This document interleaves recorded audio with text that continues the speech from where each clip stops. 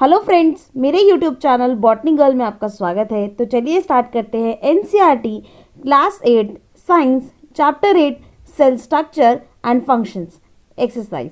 तो exercise start करने से पहले अगर आपको मेरी वीडियो अच्छी लगे तो प्लीज़ मेरी वीडियो को लाइक करें, कमेंट करें और मेरे चैनल को सब्सक्राइब करना बिल्कुल ना भूलें and press the bell icon ताकि आपको मेरी सारी न्यू वीडियोज़ की नोटिफिकेशन तुरंत मिलती रहे। तो चलिए स्टार्ट करते हैं। Question number 1 is indicate whether the following statement are true और फॉल्स। क्वेश्चन नंबर 1 में ये बताना है कि ये जो सारी फॉलोइंग स्टेटमेंट है आपको ये बताना है कि ये करेक्ट है, ये ट्रू है या फॉल्स है। A is unicellular organism have one cell body. जो यूनिसेलुलर ऑर्गेनिज्म होते हैं उनकी सिंगल सेल यानी कि वन सेल बॉडी होती है। यूनि का मतलब क्या होता है? यूनि का मतलब होता है सिंगल, इन सेल का मतलब होता है सेल, है ना। तो यूनि का मतलब वो सिंगल हुआ कि जो ऑर्गेनिज्म है उसकी बॉडी कैसी है? सिंगल सेल से बनी हुई है। तो बिल्कुल सही, ये स्टेटमेंट बिल्कुल ट्रू है कि यूनिसेलुलर ऑर्गेनिज्म की बॉडी सिंगल सेल से बनी हुई होती है। Next is muscle cells are branch. जो मसल सेल्स होती हैं वो ब्रांच्ड होती है, नहीं वो मसल सेल्स जो होती है वो ब्रांच नहीं होती हैं। तो ये जो स्टेटमेंट है ये फॉल्स है। C is the basic unit of organism is organ. जो बेसिक यूनिट है ऑर्गेनिज्म की वो क्या है? ऑर्गन नहीं, जो बेसिक यूनिट है ऑर्गेनिजम्स की वो क्या है? सेल। सेल है जो एक basic structural and functional unit है ऑर्गेनिज्म की। तो ये स्टेटमेंट फॉल्स है। D is amoeba has irregular shape. जो अमीबा है उसकी इरेगुलर शेप है, बिल्कुल ट्रू। ये स्टेटमेंट बिल्कुल ट्रू है कि जो अमीबा है उसकी इरेगुलर शेप होती है। Question number 2, make a sketch of human nerve cell, what function do nerve cell perform. Question number 2 में आपको स्केच बनाना है ह्यूमन नर्व सेल का। दिस इज द डायग्राम, ये डायग्राम है आपके पास, और आपको फंक्शन बताना है कि नर्व सेल्स जो होते हैं वो क्या फंक्शन परफॉर्म करते हैं। तो पहले हम डायग्राम देख लेते हैं। देख लीजिए, ये क्या है? ये एक्सॉन है, ये एक्सॉन है, ये न्यूक्लियस है, ये सेल बॉडी है डेंड्राइट से। अब इन्हीं डेंड्राइट से जो ये है ये अटैच रहते हैं। अब हम बात करते हैं फंक्शंस क्या होते हैं नर्व सेल्स के। The function of nerve cell is to receive and transfer message. देखिए, जो फंक्शन है नर्व सेल का वो क्या है कि वो रिसीव करता है और ट्रांसफर करता है मैसेज, और ये हेल्प करता है कंट्रोल करने में और कोऑर्डिनेट करने में the working of different parts of the body. ये हेल्प करेगा, और ये हेल्प करेगा कंट्रोल करने में और कोऑर्डिनेट करने में different parts of the body को वर्क करने में एक साथ। Question number 3, right a short note on the following. Question number 3 में आपको शॉर्ट नोट लिखना है। और ए इज साइटोप्लाज्म। साइटोप्लाज्म के पहले ही लिख लेते हैं short note. Cytoplasm is a jelly like substance found between the nucleus and the cell membrane. देखिए, साइटोप्लाज्म क्या है? एक जेली लाइक सब्सटेंस है जो प्रेजेंट होता है न्यूक्लियस और सेल मेम्ब्रेन के बीच में। यानी कि अगर ये प्लाज्मा मेम्ब्रेन है और ये यानी कि सेल मेम्ब्रेन या प्लाज्मा मेम्ब्रेन कुछ भी कह सकते हैं, और ये न्यूक्लियस है, तो इन इसके अंदर क्या है? इसके अंदर एक जेली लाइक सब्सटेंस है जिसे हम साइटोप्लाज्म कहते हैं।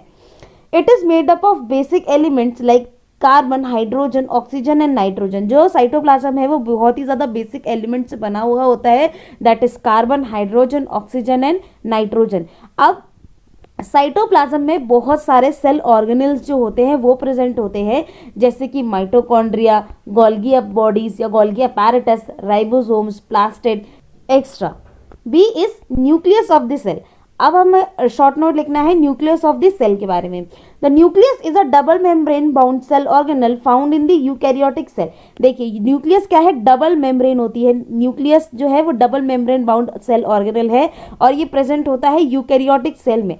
जो न्यूक्लियस है वो कंटेन करके रखता है डीएनए, जो जेनेटिक मटेरियल है, और ये कमांड करता है सेंटर ऑफ द सेल में। ये सेंटर ऑफ द सेल में होता है और ये स्फेरिकल इन शेप होता है।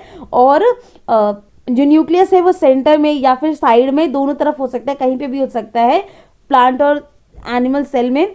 और जो न्यूक्लियस है वो ही जो हमारे सेल का जितना भी फंक्शन है, वो हमारा सेल जो भी फंक्शन परफॉर्म करता है उसका जो ब्रेन है, यानी कि जैसे हमारी बॉडी में जो हमारा ब्रेन है वैसे ही सेल में जो ब्रेन है वो क्या है? न्यूक्लियस है। Question number 4, which part of the cell contain organelle. Question number 4 में आपको ये बताना है कि कौन से पार्ट ऑफ द सेल है जो कंटेन करता है cell organelles. The answer is cytoplasm. Question number 5, make a sketch on the animal and plant cell, state 3 differences between them.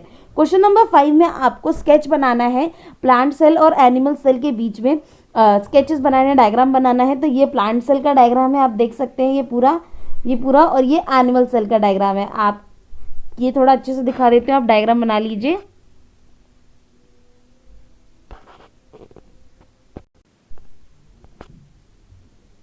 Difference between plant cell और एनिमल सेल्स अब देख लेते हैं।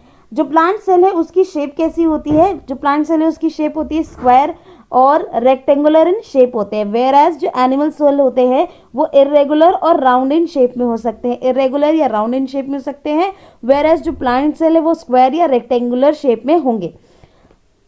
जो प्लांट सेल है उसमें सेल वॉल जो होती है वो प्रेजेंट होती है, वेयर एज एनिमल सेल में सेल वॉल प्रेजेंट नहीं होती है। बहुत ही इंपॉर्टेंट डिफरेंस है प्लांट सेल और एनिमल सेल के बीच में कि जो प्लांट सेल है उसमें सेल वॉल प्रेजेंट है और एनिमल सेल में सेल वॉल एब्सेंट है।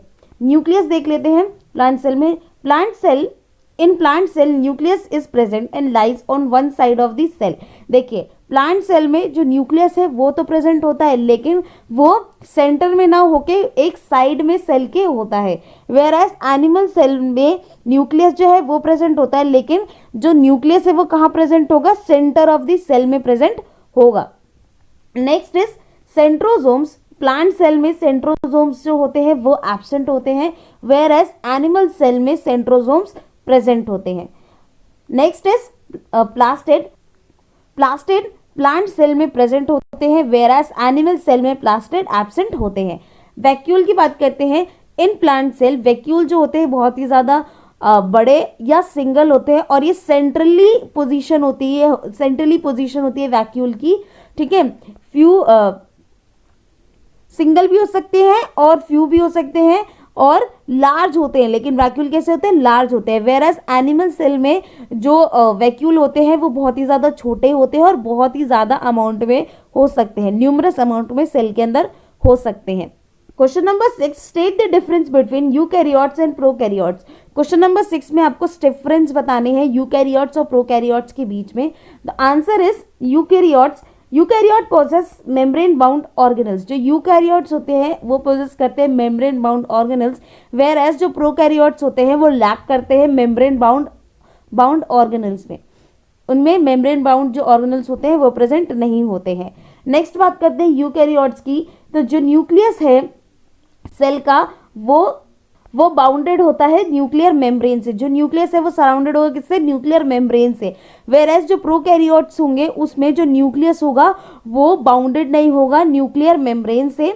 एग्जाम्पल है यूकैरियोट्स के higher plants, animals, whereas जो प्रोकैरियोट्स के एग्जाम्पल क्या है, bacteria, blue green algae। Question number 8, cell are the basic structural unit of living organisms, explain. देखिए क्वेश्चन नंबर 8 में आपको ये बताना है कि जो सेल है वो बेसिक स्ट्रक्चरल यूनिट है लिविंग ऑर्गेनिजम्स की, ये आपको एक्सप्लेन करनी है। तो answer is different cell combine to form tissues and tissue combine to form organs. देखिए बहुत सारे सेल जो होते हैं वो एक साथ कंबाइन करके एक फंक्शन परफॉर्म करते हैं, तो और वो क्या फॉर्म करते हैं, टिश्यू फॉर्म करते हैं। अब बहुत सारे टिश्यूज जो होते हैं वो कंबाइन होके क्या फॉर्म करते हैं, ऑर्गन फॉर्म्स करते हैं। सिमिलरली जो ऑर्गन्स होते हैं वो कंबाइन करके क्या बनाते हैं, बॉडी या ऑर्गन सिस्टम बनाते हैं। दस इसीलिए हम जो सेल है उसको basic structural unit of living organism कहते हैं, क्योंकि यहीं से ही टिश्यूज बनते हैं, सेल से ही टिश्यूज बनते हैं, टिश्यूज से ही ऑर्गन्स बनते हैं और ऑर्गन से ही ऑर्गन सिस्टम बनता है और ऑर्गन सिस्टम से ही पूरी होल बॉडी जो है वो फॉर्म होती है। Question number 9, explain why chloroplasts are found only in the plant cell. The answer is chloroplasts are plastid required for the food making process called photosynthesis and thus they are only present in the plant cells. देखिए जो chloroplast जो है वो plastid है, जो required होते हैं कब, जब जो फूड मेकिंग प्रोसेस में ही ये रिक्वायरमेंट होती है इनकी, और इस प्रोसेस को हम क्या बोलते हैं, फोटोसिंथेसिस। फूड मेकिंग प्रोसेस को हम फोटोसिंथेसिस बोलते हैं। और जो प्लांट्स हैं वो अपना खाना खुद बनाते हैं, किसके प्रोसेस के थ्रू, फोटोसिंथेसिस प्रोसेस के थ्रू, है ना। और तो जो क्लोरोप्लास्ट है वहीं पे जो क्लोरोप्लास्ट है उसकी रिक्वायरमेंट फोटोसिंथेसिस प्रोसेस के दौरान ही होती है, इसीलिए क्लोरोप्लास्ट जो है सिर्फ प्लांट सेल में ही मिलता है। तो आज के लिए इतना ही। अगर आपको मेरी वीडियो अच्छी लगे तो प्लीज़ मेरी वीडियो को लाइक करें, कमेंट करें और मेरे चैनल को सब्सक्राइब करना बिल्कुल ना भूलें and press the bell icon, ताकि आपको मेरी सारी न्यू वीडियोस की नोटिफिकेशन तुरंत मिलती रहे। Thank you so much.